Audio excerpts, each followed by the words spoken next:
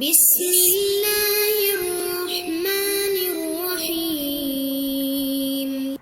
الحمد لله رب العالمين والصلاة والسلام على سيد الأنبياء والمرسلين أما بعد فأستعيذ بالله من الشيطان الرجيم بسم الله الرحمن الرحيم. السلام علیکم ورحمۃ اللہ وبرکاتہ. عزیز طلبہ کرام، امید کرتا ہوں احباب خیر سے ہوں گے. انشاءاللہ آج ہم مشکات المصابیح کے درس نمبر 183 میں باب الجلوس والنوم والمشی فصل ثانی سے حدیث نمبر 4712 سے لے کر 4717 تک پڑھنے کی سعادت حاصل کریں گے. آج کے درس میں ان احادیث مقدسہ کا ترجمہ ہوگا اور ساتھ ساتھ ان احادیث مبارکہ کی توضیح و تشریح کرنے کی سعادت حاصل کریں گے. تو آئیے طلبہ کرام بلا تاخیر بڑھتے ہیں اپنے آج کے درس کی طرف. بسم اللہ الرحمن الرحیم. حضرت جابر بن سامورہ رضی اللہ تعالی عنہ راوی ہیں. وعن جابر بن سامورة قال رأيت النبي صلى الله عليه وسلم متكئا على وسادة على يساره رواه الترمذي. حضرت جابر ابن سامورہ رضی اللہ تعالی عنہ راوی ہیں، کہتے ہیں کہ میں نے نبی کریم کو اس طرح تکیہ لگائے بیٹھے ہوئے دیکھا کہ وہ تکیہ آپ کے بائیں جانب رکھا ہوا تھا. یہ ترمذی شریف کی روایت ہے. گویا اس حدیث سے ثابت ہوا کہ تاجدار انبیاء نے تکیہ استعمال فرمایا ہے. اگلی حدیث مقدسہ کی طرف بڑھتے ہیں. حضرت ابو سعید خدری رضی اللہ تعالی عنہ راوی ہیں. وعن ابی سعید الخدری قال كان رسول اللہ صلی اللہ علیہ وسلم اذا جلس فی المسجد احتبى بیدیہ رواہ رزین.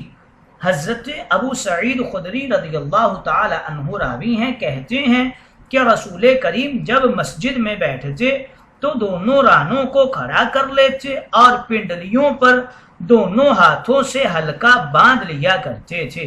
یہ رزین کی روایت ہے. گویا اس حدیث مقدسہ میں گھوٹ مار کر بیٹھنے کا ذکر ہے. اگلی حدیث مقدسہ کی طرف بڑھتے ہیں. حضرت کیلا بنت مخرمہ رضی اللہ تعالی عنہا راویہ ہیں. وعن کیلۃ بنت مخرمہ انہا رأت رسول اللہ صلی اللہ علیہ وسلم فی المسجد وهو قاعد القرفصاء قالت فلما رأيت رسول اللہ صلی اللہ علیہ وسلم المتخشعہ ارعدت من الفراق رواہ ابو داود. حضرت کیلا بنت مخرمہ رضی اللہ تعالی عنہا راویہ ہیں، کہتی ہیں کہ انہوں نے رسول کریم کو مسجد میں قرصفہ کی حایت میں بیٹھے ہوئے دیکھا. کیلا کہتی ہیں کہ جب میں نے رسول کریم کو اس طرح انتہائی فروتنی اور انکساری کے عالم میں بیٹھے ہوئے دیکھا تو میں ہیبت کی وجہ سے کانپ گئی. القرفصاء قاف پر پیش ہے، را ساکن ہے، فا پر پھر پیش ہے، اس کے بعد مد ہے اور پھر حمزہ ہے. فا پر زبر پڑھنا یعنی القرفصاء پڑھنا بھی جائز ہے. تواضع اور انکساری سے بھرپور تاجدار انبیاء کی ایک نشست کا نام القرفصاء ہے. یہ اس طرز پر بیٹھنا ہے کہ مثلا ایک آدمی قاعدہ کی شکل میں بیٹھ جائے اور گھٹنے زمین پر رکھے اور پاؤں پیچھے ٹیک دے، پھر دایاں ہاتھ بایاں اور بایاں ہاتھ دائیں بغل میں داخل کر لے اور اپنے پیٹ کو رانوں اور گھٹنوں پر جھکا کر ڈال دے اور سر کو زمین کے قریب لے جائے. یہ قرفصاء بیٹھنا ہے. اس میں عاجزی، تواضع اور انکساری ہے. اسی لیے تاجدار انبیاء نے اس بیٹھنے کے طریقے کو استعمال فرمایا ہے. المتخشع یعنی خشوع و خضوع اور انکساری کی یہ صورت جب میں نے دیکھی تو میں کانپ اٹھی. تاجدار انبیاء کو اللہ تعالیٰ نے رعب و دبدبا دیا تھا. اس لیے آپ نے جتنی تواضع اختیار فرمائی اتنا ہی آپ کا رعب بڑھتا گیا، اور اسی لیے حضرت کیلا بنت مخرمہ ہیبت زدہ ہو گئی تھی۔ ارعدت، میں کانپ اٹھی، من الفرا کی، یہ لفظ جب سمع یسمع سے آ جائے تو یہ خوف اور ڈر کے معنی میں ہوتا ہے۔ اگلی حدیث مقدسہ کی طرف بڑھتے ہیں۔ حضرت جابر بن سامورہ رضی اللہ تعالی عنہ راوی ہیں، وعن جابر بن سامورہ قال كان النبي صلى الله عليه وسلم اذا صلى الفجر تربع في مجلسه حتى تطلع الشمس حسنا، رواہ ابو داود۔ حضرت جابر ابن سامورہ کہتے ہیں کہ رسول کریم جب فجر کی نماز پڑھ چکے ہوتے تو چار زانوں بیٹھ جاتے اور سورج اچھی طرح روشن ہو جانے تک اسی طرح بیٹھے رہتے۔ یہ ابو داود کی روایت ہے۔ چاشت تک بیٹھنا ثابت ہے تو اس کے ضمن میں چاشت کی نماز بھی ثابت ہو گئی، لہذا چاشت کی نماز کا انکار کرنا مناسب نہیں ہے۔ تربع یعنی تاجدار انبیاء چار زانوں ہو کر بیٹھتے اور طلوع آفتاب تک انتظار فرماتے، جس سے یہ بات ثابت ہو گئی کہ مکروہ وقت میں نماز پڑھنا جائز نہیں ہے۔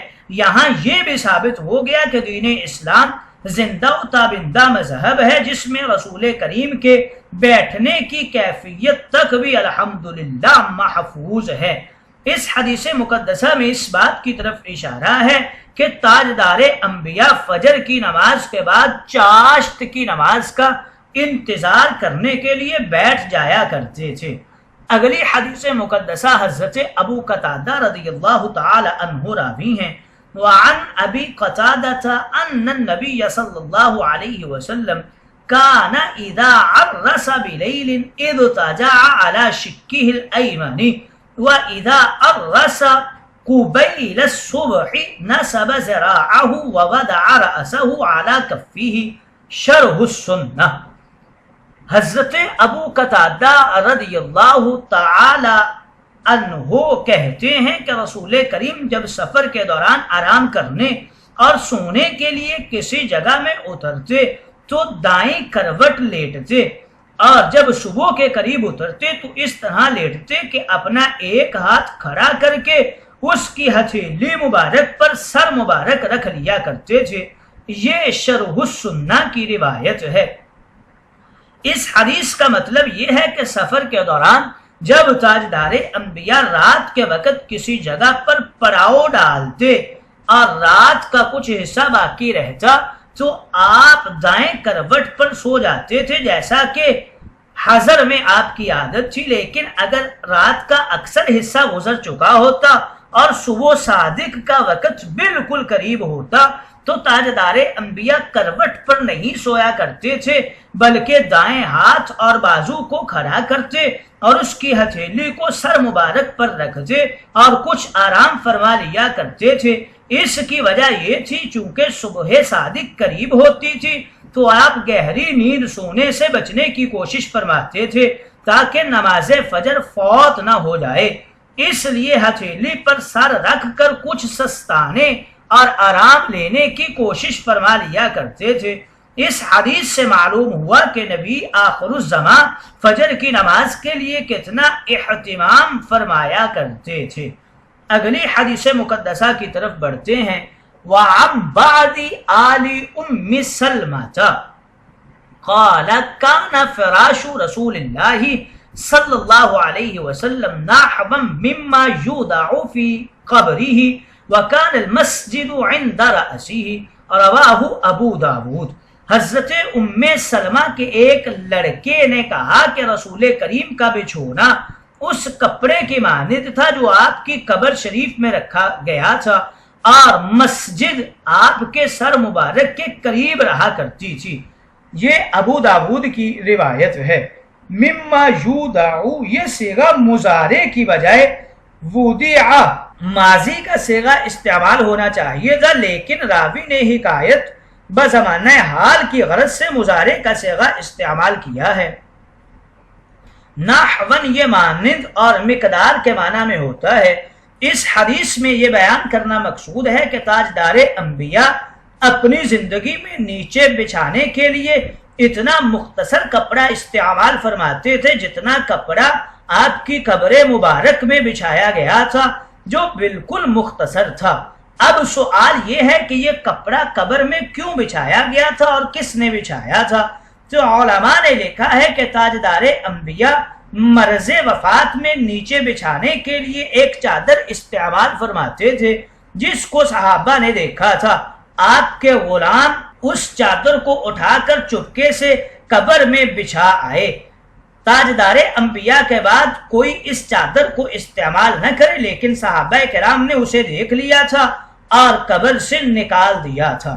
عند مسجدی ہی، یعنی تاجدار انبیاء قبلہ رخ سوتے تھے۔ آپ کا حجرہ مسجد نبوی کے بائیں جانب میں تھا۔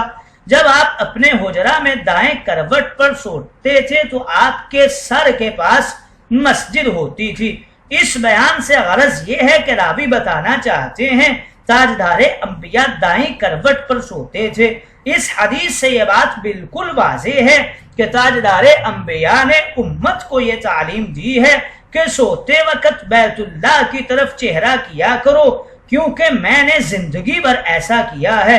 اس سے یہ بات بھی واضح ہو گئی کہ آپ زندگی بھر سوتے وقت قبلہ کی طرف پاؤں پھیلا کر نہیں سوتے تھے۔ آج کل عرب پر تعجب ہے کہ وہ کوشش کرتے ہیں کہ بیت اللہ کی طرف پاؤں پھیلا کر سویا جائے۔ جو ایسا نہیں کرتا اس کو ایسا کرنے پر مجبور کر دیتے ہیں اور کہتے ہیں ان کان ھذا بیت اللہ فانا عبد اللہ، اگر یہ بیت اللہ ہے تو میں عبد اللہ ہوں، پھیلانے میں کوئی حرج نہیں ہے۔ گویا اس حدیث مقدسہ میں اس بات کی طرف اشارہ ہے کہ تاجدار انبیاء قبلہ مقدسہ کی طرف پاؤں پھیلا کر پوری زندگی کبھی بھی نہیں سوئے۔